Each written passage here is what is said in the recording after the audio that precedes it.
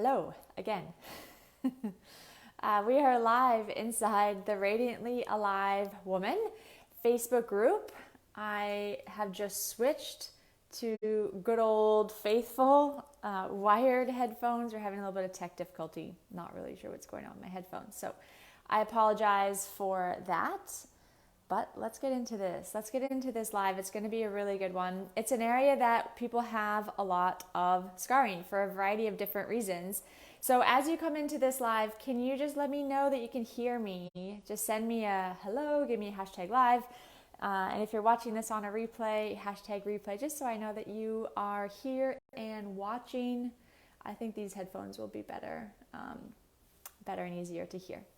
All right, so what we're doing inside this group is for women who are interested in the healing potential inside scars.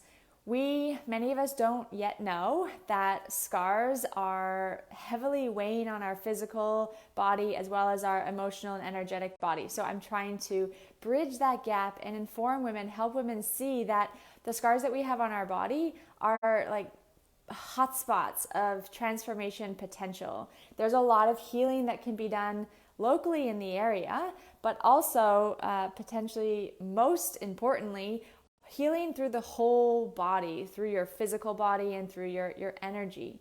So women who are experiencing one or some of the following can receive massive benefit from working with scars.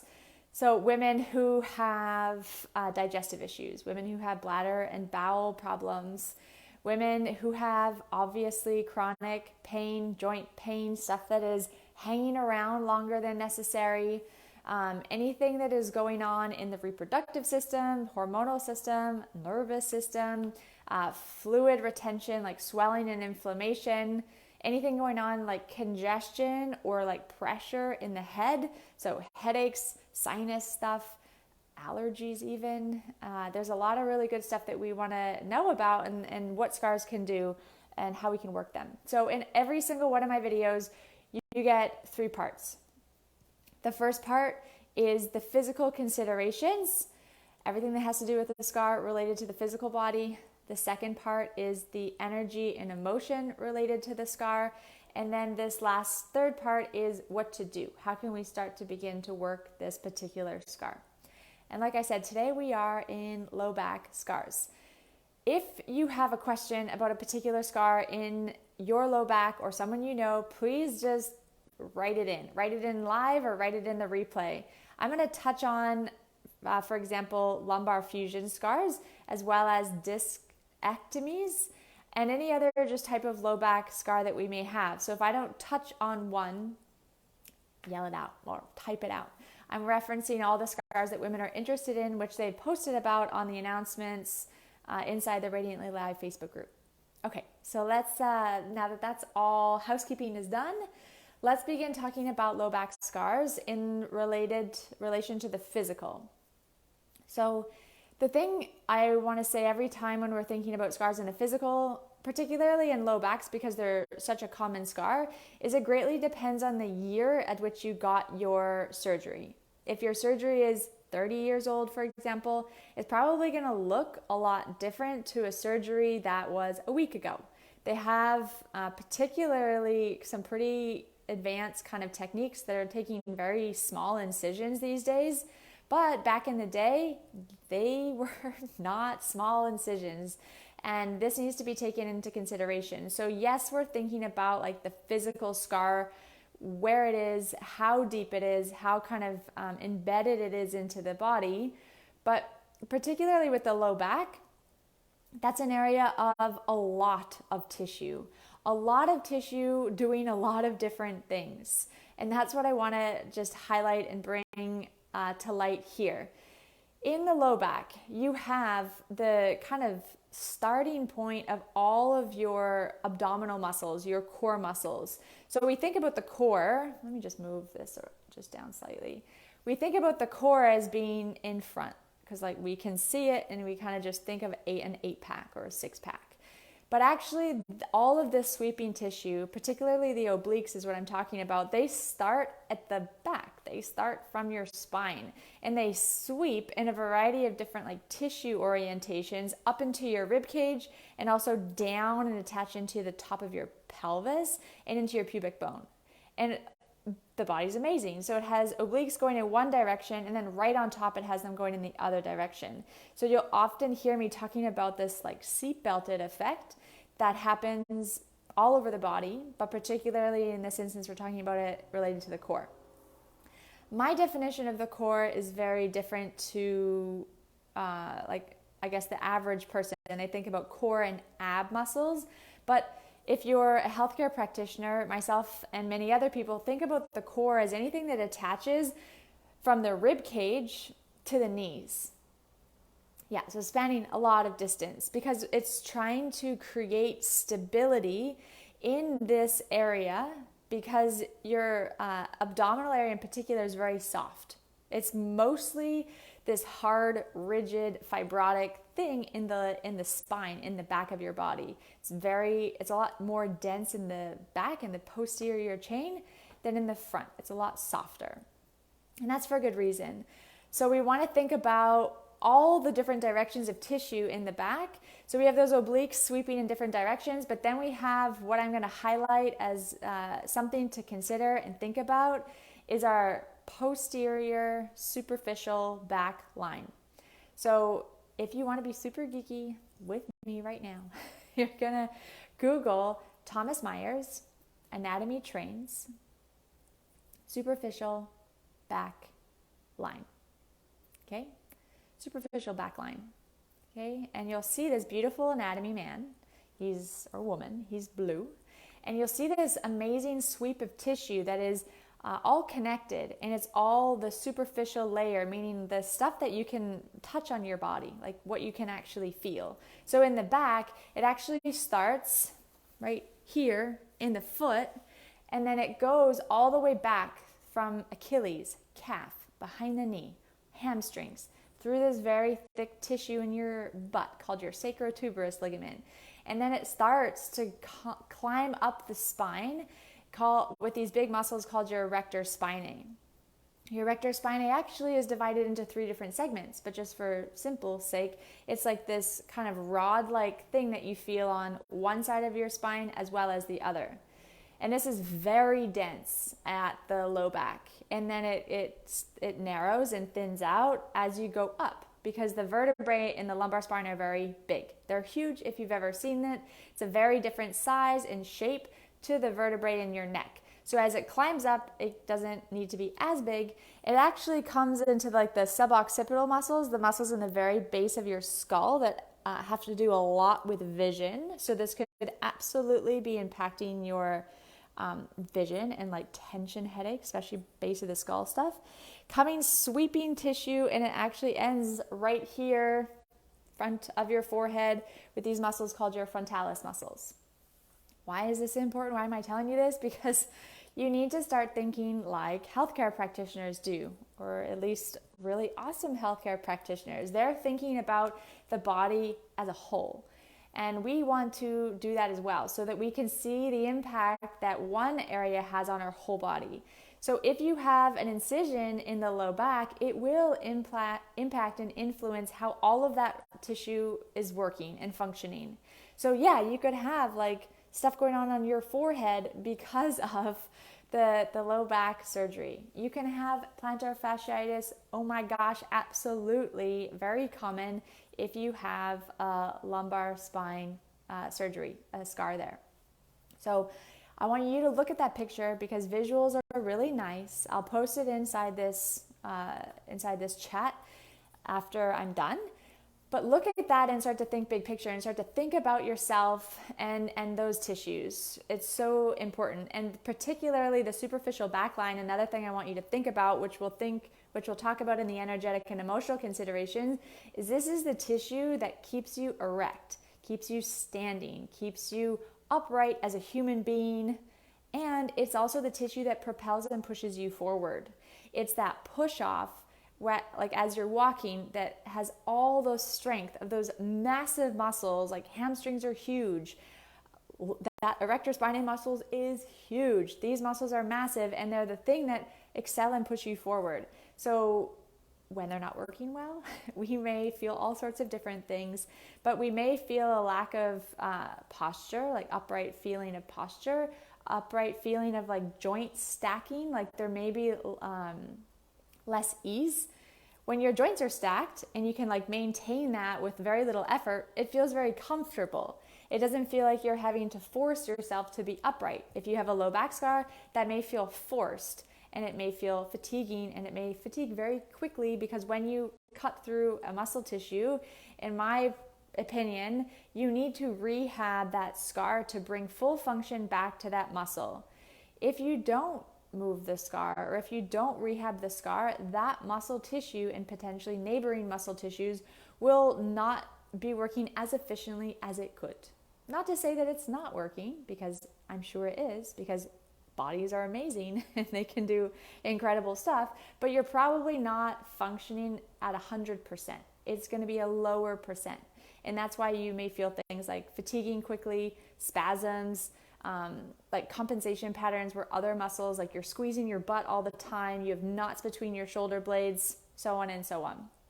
So I don't know if that resonates with everyone, but when I talk about these things with my clients in a like one-to-one fashion, there's a lot of light bulb moments going off. There's a lot of connecting the dot feeling going on.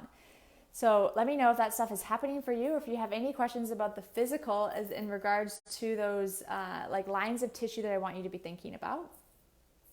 Then I want to talk about something really obvious, which is the impact that these scars have on your breathing. The thing with a low back scar is it in general is not a quick thing. Meaning like for a lumbar fusion surgery happened because there was probably years and years, decades of time where those joints were not moving in an ideal way, and it caused a lot of wear and tear to the point where it was usually unbearably painful, and the only kind of game plan from that point is to fuse things together. This means that there was a lot of time not moving in the right way. And very likely what also happened is a lot of time not breathing very well. Because I heard a stat, I was watching a coworker do a presentation, and she said that 85% of people in the US have experienced low back pain, which is a lot. That's a ridiculous number. And when the back hurts, it affects a lot of stuff. It could affect the way that you feel when you're going to the bathroom. It could affect the way that you just sit. A lot of people can't find a comfortable position when they have back pain. It could affect the way you move. Just doing simple things like lifting up your children or going grocery shopping could be literally a huge pain in the back. So what gets impacted? Our breathing, because we start guarding and we start holding and like really restricting, and it's very hard for the breath to like descend and move as it needs to. When we're breathing in an ideal way, we're getting this very nice kind of downward direction with our breath that also massages all of our organs. It gives our organs a nice massage as it kind of goes from an inhale to an exhale. And if you're guarding, that's not happening. If you're sucking in your belly, that's also not happening. Usually when you're guarding, you're also sucking in your belly. Those things are happening together. You're like isometrically contracting the muscle tissue and keeping it there, because there's a huge fear that back pain will come back. Back pain can be an absolute like shocking, debilitating amount of pain depending on what went on. Having a disc injury, for example, can quite literally just knock you off your feet and keep you there, sometimes for an extended period of time. And depending on the level at which that disc was damaged or was really challenged, there's all different types of things that can happen to your disc, like varying degrees of severity. You may have gotten a surgery that removed any kind of disc goo, like any kind of like excess disc stuff that was no longer able to come back into the disc. So we really want to pay attention to our breathing. It will be severely impacted and we will really need to bring it back to life. So this is something to consider as well for the physical. Let me just take a little peek at my other physical considerations. I think that's all I wanted to say about physical. When we're talking about moving the scar physically, the back, depending on the person, depending on the size of the person, the range of motion that they have within their shoulders and their arms, and just the level of comfort, it may be really hard to touch the scar, to make contact with the scar, which is a really important step that we need to do with scar work. And so oftentimes when I'm working with scars and when I'm working with people who have scars, I want to make sure that we also get the mobility and the range in their spine and in their shoulders so that they can actually access that. So that's kind of a requirement when you're thinking about rehabbing your own scar. It's not like you need to spend hours back there, but you do need to be comfortably making pretty, full contact on the scar for anywhere between 2 to 7 minutes. It really depends on like what it looks like and how long it is and all these other little factors. So we want to make sure that we don't hurt our body elsewhere while we're working on the scar. One little thing I wanted to just say about a lumbar fusion, because they're very different to a discectomy, for example. You're putting in hardware. There's a kind of rule. It's kind of a universal rule, but it really applies well in the body, and I've said it a few different times in a different contexts. But when something in the body is not functioning, maybe it's moving less, it's under functioning, it has less range of motion, it has more restriction, more rigidity, whatever word you want to think about or use, less than, something else has to be more than. It has to pick up the slack. It has to do more. It has to function over time. It has to have more mobility. It has to do potentially what it's not meant to do, take on a role that it not necessarily was supposed to do. But because humans are amazing and we just keep moving and our body has all these different options like compensations that it can do, a lot of people think compensations are a bad thing. I wouldn't be so harsh on your compensations. They're like literally what's keeping you moving and functioning as like a human being in the world.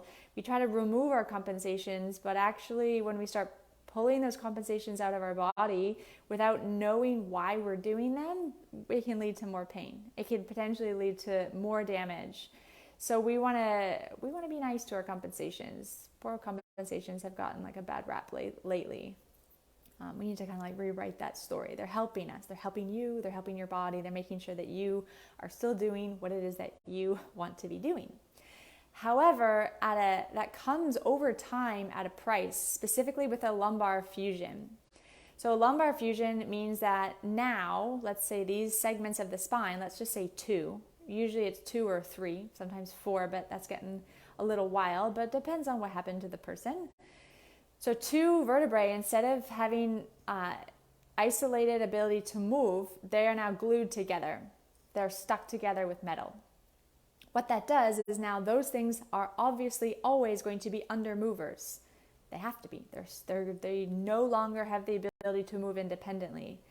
Therefore, what ends up happening is the joints that are above the lumbar fusion or below it, depending on where it was. A lot of people get L4, L5 fused together. I've even heard of people getting L4, L5 fused onto their pelvis, which is, whoa, that's crazy. I've known a few people that have had that, and it blew my mind because when we stop that type of articulation, we need to get that movement somewhere else. Those joints are supposed to move, but we can't, but somewhere else is going to find a place to move. So over and under the fusion will start to over move. So people will usually have a lot of pain right above and below their fusion because those joints are now having to move over time and accommodate for what they no longer have, what their partners in like sandwiched in between them can no longer do. Oftentimes as well, what's going on in the low back is very much mirrored with what's going on in the neck. So if you look at a anatomy diagram, So again, super geeky again. And if you look at it from a side view, it will look kind of like a snake-like curve. But if you look a little bit closer, you'll see that the curve in the lumbar spine, the low back, is exactly the same in the neck. The direction of curvature is identical. That's called a lordotic curve. And then the rib cage has a complementary or supplementary curve called a kyphotic curve. When we go too far into those curves, they call it like hyperlordosis or hyperkyphosis.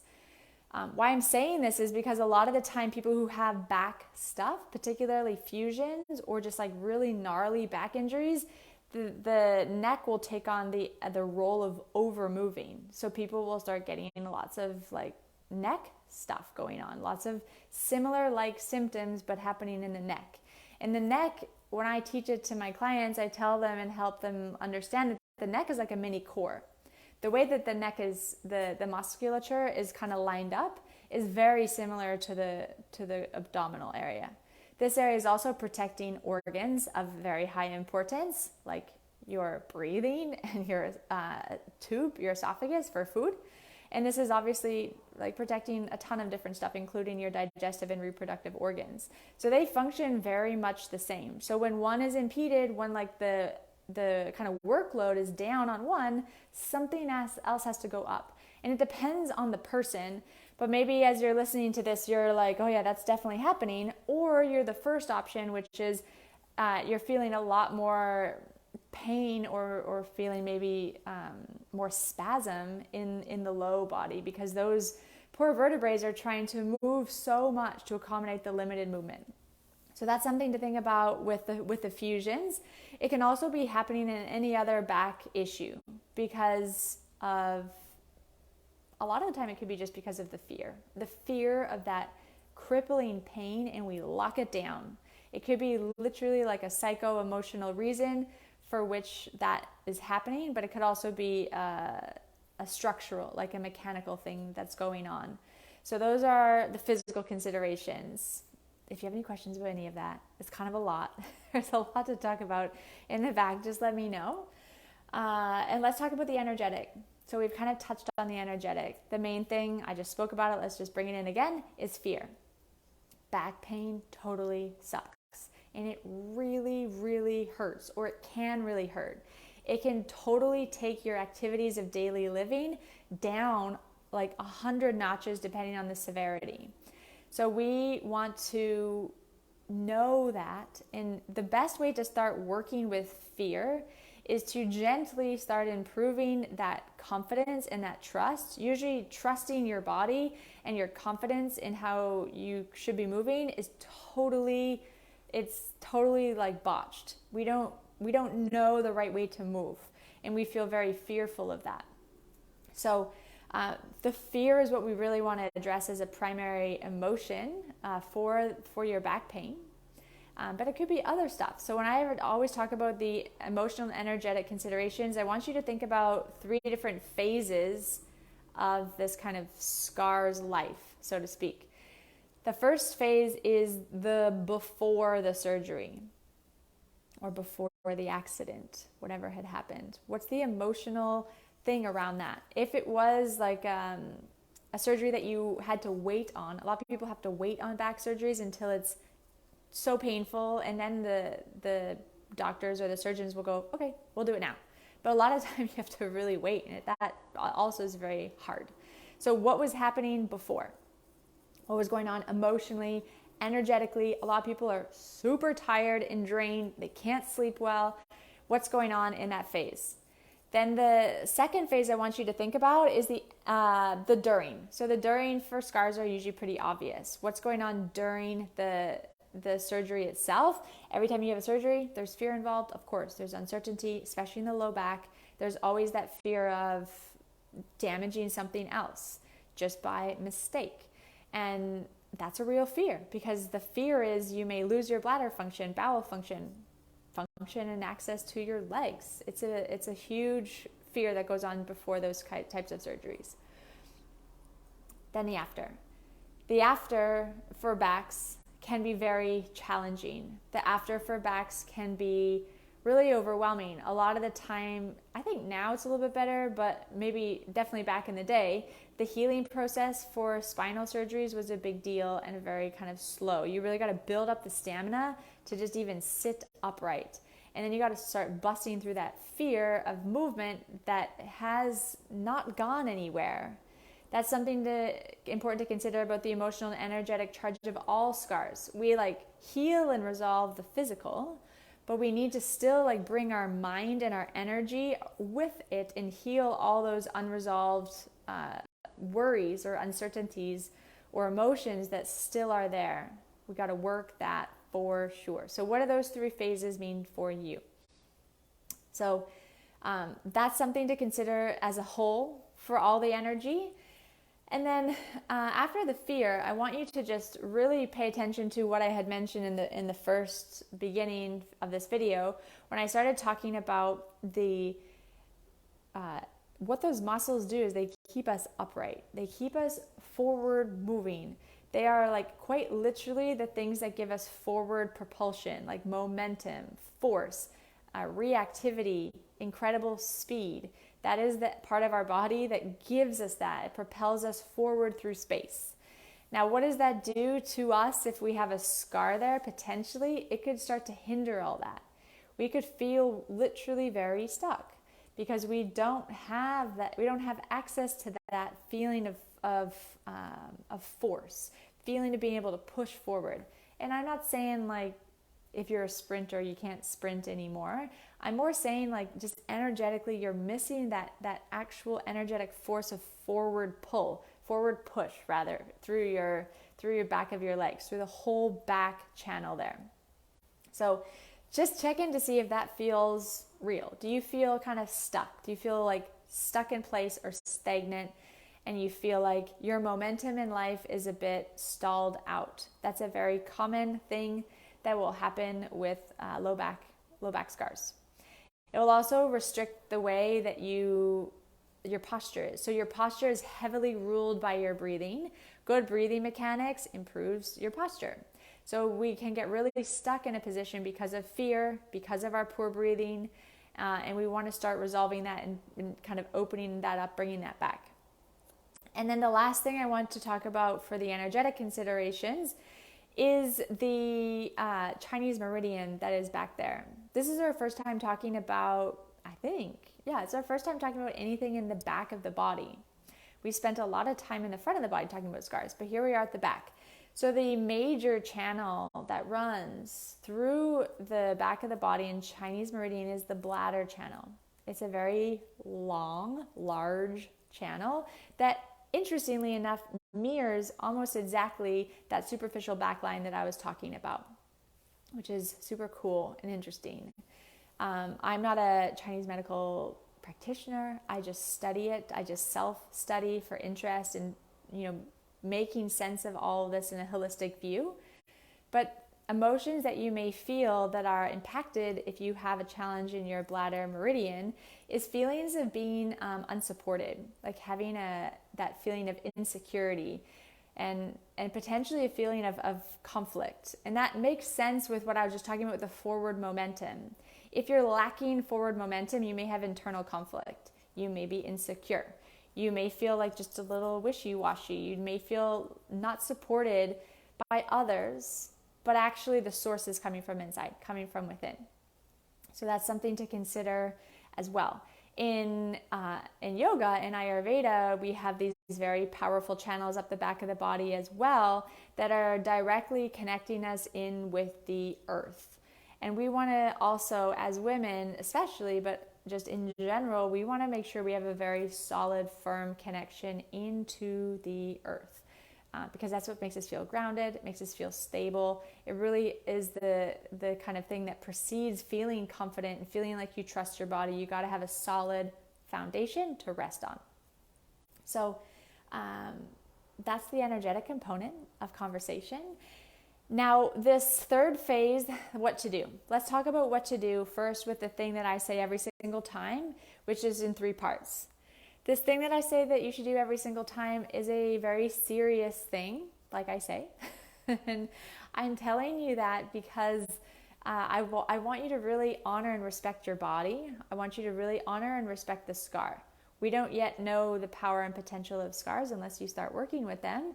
And a lot of women, if they skip over this step, are surprised to find that the scar is a big deal. And there's a load of emotion and energy kind of pocketed in there, which is great. We use that to our benefit so that we can restore function to our body, to our mind. But we want to make sure that we're aware of how densely packed and how important, how much influence that area has on our body and on our mind.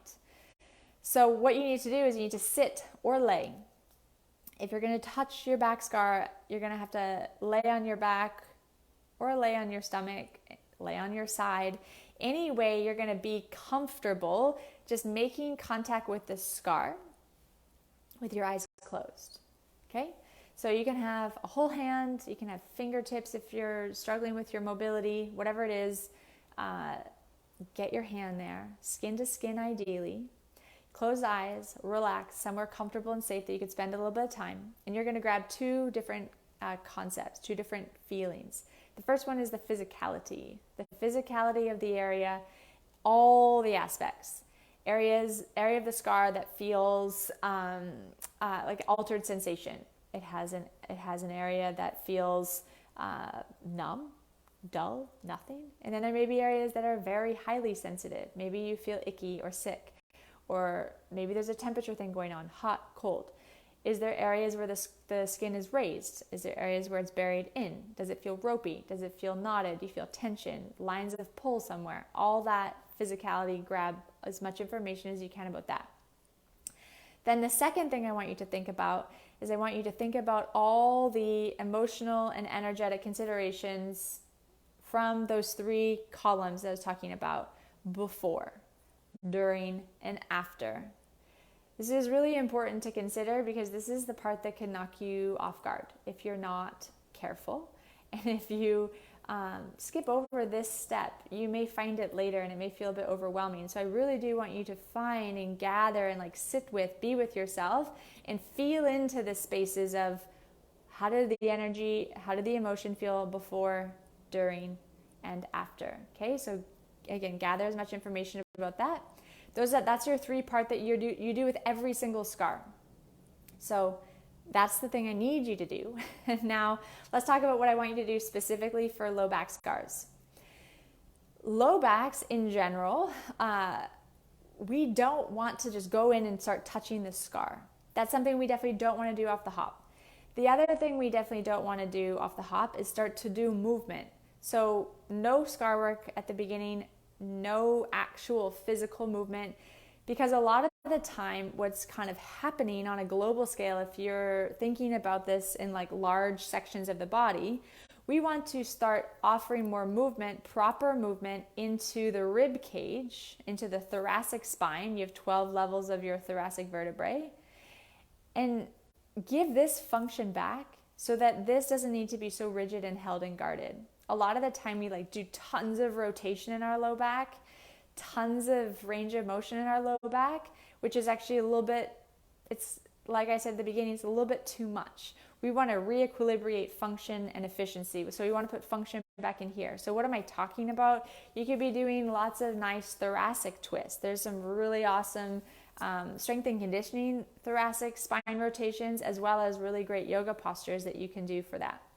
But even simpler for the thing I want you to do, and probably the more gentle thing, especially if your low back is vulnerable, like you feel like at any weird movement you could tweak it, like the straw that broke the camel's back feeling.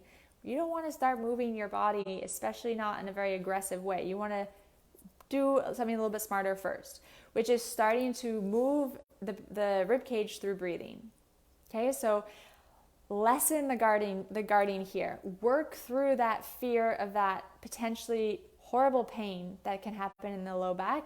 So soften your abdomen through breath work and increase the movement, like the volume, the amount that your rib cage opens, expands, lengthens, and comes back into its soft rest, relaxed place. Doing that through breathing is so good. The other reason why breathing is so good for the low back is because, like I said, it's really dense in there. It's really fibrotic. There's a lot of muscle going in a lot of different directions, as well as a lot of tendinous, fibrotic, ligamentous tissue. It's pretty crazy in there. And when I was talking about fear and the energetic considerations, the emotion that's usually, the organ that's usually paired up with fear, specifically in Chinese medicine, is the kidneys. Kidney breathing is a really nice way to kind of start moving and working through that. And your kidneys are nicely located right at your low back. They're a little higher than your low back, but they're still in that lumbar spine area. So start to breathe as best you can in a very smooth, slow, deep way, down as far as you can. Feel like instead of doing the physiological kind of biochemistry feeling of like moving your lungs and your rib cage, feel like breath as an energetic experience, filling the lower abdomen and the belly, and maybe even reaching the pelvic floor. We spoke about the importance of pelvic floor breathing just in my last video when I was talking about vaginal scars that you get from birth, from giving birth. So I want you to really start to open that up, decrease the guarding, get movement in here, and do that through breathing. Just smooth, slow, calm breathing for 4 to 5 minutes. And that will really help to improve the fear, any kind of worry, uncertainty, lack of trust, lack of confidence. That will start to move that kidney area, start to move all that dense fibrotic scar tissue, and it will start to increase the expansion that happens in the rib cage. So if you were to go, and I'll just show you with my hands here, the kind of yogic style preliminary breathing practice is you're going to fill. I imagine like my torso is an empty cup, an empty glass, and there's a stream of water that comes into this glass. And when water goes into a cup, it hits the base first. So I want you to feel like you're inflating in all directions, front to back, side to side, top to bottom, from the base, from your pelvic floor, increasing. So aka the hand at the belly will move first, followed by an increase. The breath is coming all the way up into the rib cage, ideally up to your first rib, to your collarbone area, really filling your torso with breath. So this moves, followed by this, 1, 2, and your exhale, this is closest to your nose and mouth. Ideally breathe through your nose. So the breath is going to exit from your chest first. So this is both out. This is 3, closing the air, exit, leaving your body. This comes back to its resting, relaxed place. And then the last thing to kind of draw in all directions is the abdomen. Okay, so inhale, inhale, exhale, exhale. Okay, super simple, 4 to 5 minutes. Work through all that emotional stuff, all that physical stuff. That's my suggestion for back scars. If anyone has any questions about that, please let me know. I would love to hear your questions. You can type them in the chat. You can, if you're watching this on replay, still type them in the chat. So I see everything. I'm very active in here. And it's really important to me that you feel like you have a forward, positive direction. Like you know why you're feeling the way that you feel. And now you have a direction that you can start to go towards to really resolve all of these long-standing issues I spoke about in the beginning of the video. All right, I do not see any questions coming in. I will see you next week for another video, 2 a week. Usually I'm doing them on Tuesday, Thursday. Seems to be working well for everyone. It's always at the same time, 12 p.m. Pacific time. And if you have a scar that you're interested in, let me know. Write it inside the announcement board. Scroll through there to see if it's on there already. And I will see you next week. Have a beautiful weekend. Bye.